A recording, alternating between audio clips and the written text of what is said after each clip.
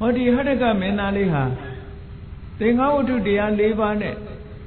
ပြိဿတ်ကိုစီယုံတဲ့နေရာမှာအမတမထူးချွန်တယ်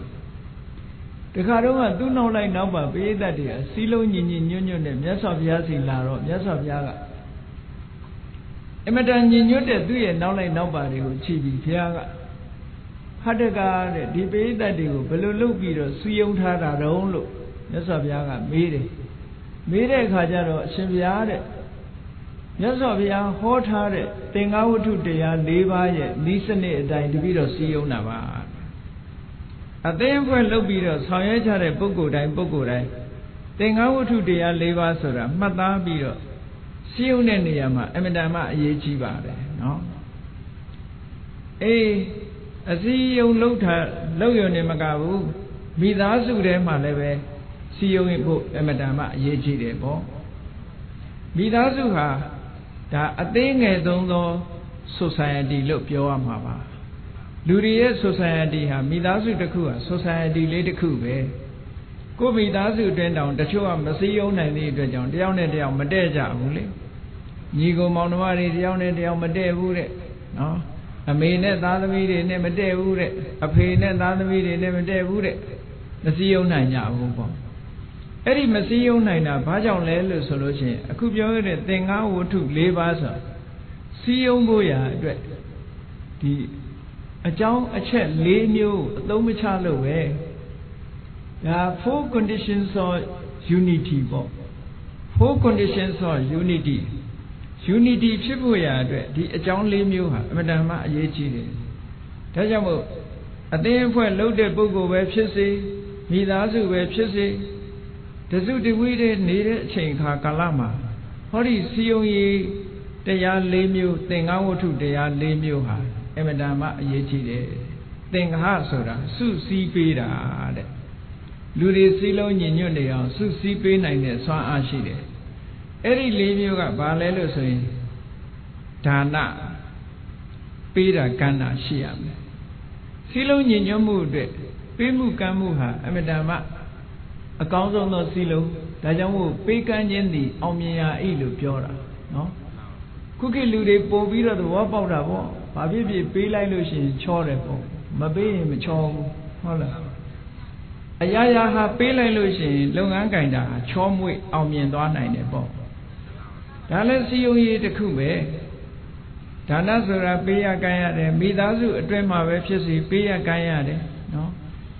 အမေဖေလှုပ်တဲ့ပုဂ္ဂိုလ်ကခရီးသွားတယ်ပြန်လာတဲ့အခါသားလေးအတွက်သမီးအတွက်ဆိုဟောဝဲလာပေးတယ်မွေးနေ့ဆိုရင်မွေးနေ့လက်ဆောင်လေးပေးတယ်သားသမီးတွေမွေးနေ့ဆိုရင်မွေးနေ့လက်ဆောင်လေးပေးတယ်လူကျင်နာလေးတွေဝယ်ပေးတယ်ဝယ်ပေးရင်ဟောသားသမီးကလည်းအမေကိုပို့ချစ်လာတယ်အဖေကိုပို့ချစ်လာတယ်ဟောသားသမီးဘက်ကကြည့်လို့ရှိရင်လည်းအမေအဖေကိုဘယ်တော့မှပြစ်မထားဘူးဟင်းကောင်းလေးတစ်ခွက်ချက်ရင်အမေအိမ်ပို့ပေးတယ်အဖေအိမ်ပို့ပေးတယ်အမေကြိုက်တတ်တဲ့အစာလေးအဖေကြိုက်တတ်တဲ့အစာလေးဟောတယ်လို့ပေးတာ။အော်ဒီအဝတ်ကလေးကတော့အမေနဲ့တော်တယ်ဒီအဝတ်ကလေးကအဖေနဲ့တော်။အော်မိဘဆိုတာ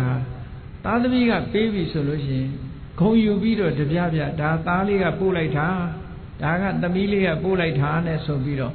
ပေးလိုက်တာဆိုပြီးဂုံယူလို့မဆုံးဘူး။အေးဒါကြောင့်မလို့ဒါဟာစီယုံရေးတစ်ခုပဲစီယုံတယ်ဆိုတာမေတ္တာနှောင်ကြိုးတဲပေးတာပဲတယောက်နဲ့တယောက်မေတ္တာချင်းစီးလုံးမိသွားတာဒီအဓိပ္ပာယ်ကိုပြောတာလူတွေကတဦးနဲ့တူမေတ္တာနှောင်ကြိုးဖြစ်ထိန်းထားနိုင်မှသာလျှင်စီယုံမှုဆိုတာမပြိုကွဲနိုင်ဘူးတဲ့မိသားစုအတွင်းမှာလည်းပဲဒီမေတ္တာနှောင်ကြိုးမေတ္တာကြီးထွားလာအောင်လုပ်တဲ့ဤစနစ်ဟာအခုလိုတန်ဖိုးတွေမကြီးလာပေမဲ့လို့ပေးမှုကမ်းမှုလေးကိုမပြတ်လုပ်ပေးရတယ်တဲ့ဇနီးမောင်နှံတူဆိုလို့ရှိရင်လဲနော်ယောက်ျားလုပ်တဲ့ပုဂ္ဂိုလ်ကဇနီးကိုလက်ဆောင်ပန္နာပေးတာသူကြိုက်တတ်တဲ့အစာလေးပေးတာဝဲလာတာဟောတူနဲ့တူဟာမေတ္တာနှောင်ကြိုးကပို့ပြီးတော့ခိုင်မြဲလာတယ်အဲ့ဒါလို့တူကျင်နာမှုတွေနဲ့ပေးကြခန်းကြပြီဆိုလို့ရှိရင်ဟောဒီဌာနပေးခန်းခြင်းဤအောင်မြင်ရာဤဆိုတဲ့အတိုင်းအရေးကြီးဆုံးသောစီလုံးရေးတစ်ခုဖြစ်ပါတယ်အပေါင်းအသင်းထဲမှာအသင်းအဖွဲ့ထဲမှာတူမှာပေးရတယ်ကမ်းရတယ်အဖွဲ့အသင်းတစ်ခုလှုပ်ထားလို့ရှိရင် ကိုယ်အိမ်မှာစားစရာရှိဟေးလာကြဟေးတို့အဖွဲ့ဝင်တွေခေါ်ပြီးတော့ကျွေးတယ်နော်ညံ့ညံ့တာရှယ်ယာလုပ်ကြဟောအဲ့ဒီလိုလှုပ်ချင်းဖြင့်ပို့ပြီးတော့စီလုံးမှုတွေရလာနိုင်တယ်ပေါ့အေးဒါနဆိုတာရှိတာတခါတရံဒါလေးနဲ့လုံလောက်ပြီလားလို့ဆိုမလုံလောက်သေးဘူးပေးယုံကမ်းယုံလေးနဲ့မလုံလောက်သေးဘူးဒါကြောင့်မို့ဒုတိယတစ်ခုမြတ်စွာဘုရားကထပ်ဖြည့်ဟောတယ်ဒါကဘာလို့ဆိုပေယဝိဇ္ဇာကျင်နာတဲ့စကားပြောဖို့ယဉ်ကျေးတဲ့စကားပြောဖို့ချစ်ခင်ပွေရာစကားပြောဖို့လိုအပ်သေးတယ်အေးတချို့ကပေးတာတဲ့ဒီစကားပြောတဲ့အခါမှာကျင်ကျင်နာနာယဉ်ကျေးကြီးပြောတာကိုပူသဘောကျတယ်အဲ့ဒါလို့ယဉ်ကျေးကြီးသဘောကျတော့ဒီအတွက်ကြောင့်မြတ်စွာဘုရားကပေးမှုကမ်းမှုအပြင်တဲ့ပြောဆိုဆက်ဆံတဲ့အခါမှာ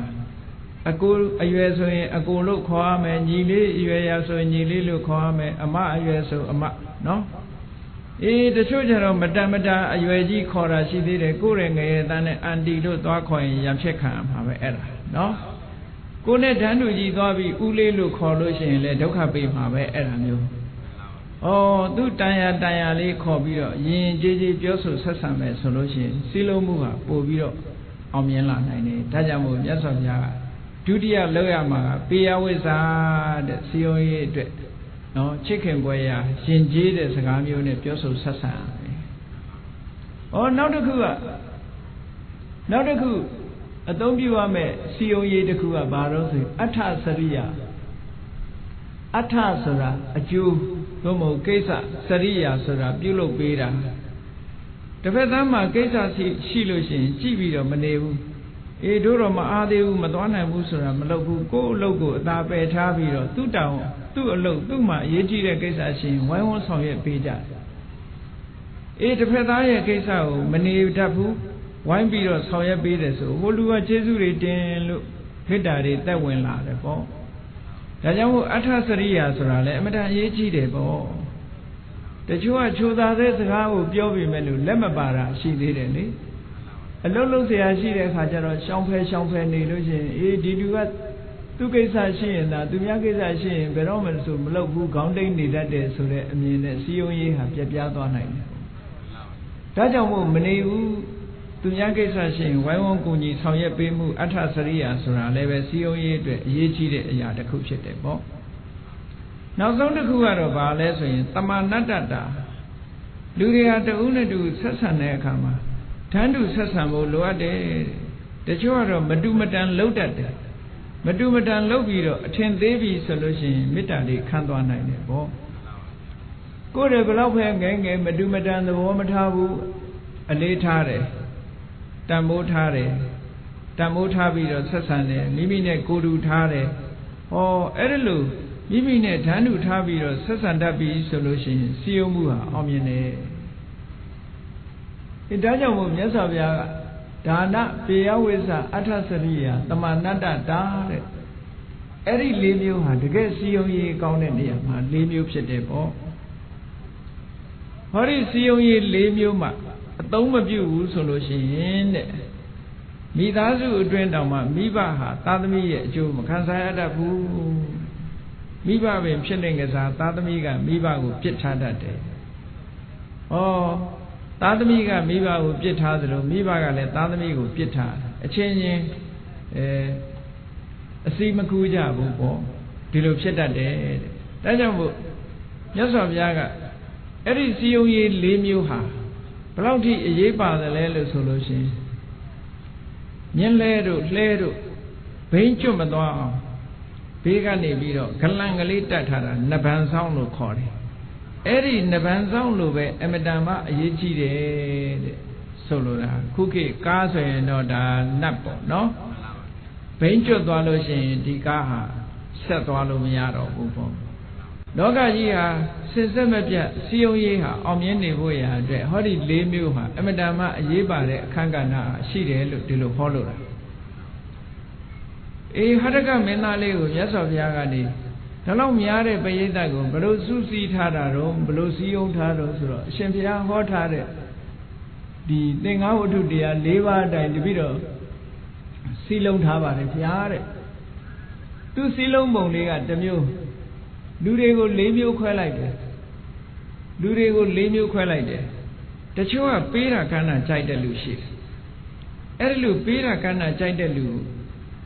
ဦးစားပေးပြီးတော့ပေးကမ်းတယ်ပေါ့အဲ့ဒီနည်းနဲ့စီယုံတယ်တချို့လူတွေကပေးတာကမ်းတာကိုသိပြီးတော့တန်ဖိုးမထားဘူးစကားပြောရင်မာပြောရင်ဟုတ်လားမကြိုက်ဘူးချိုးချိုးသားသားပြောမှကြိုက်တဲ့လူမျိုးကြတော့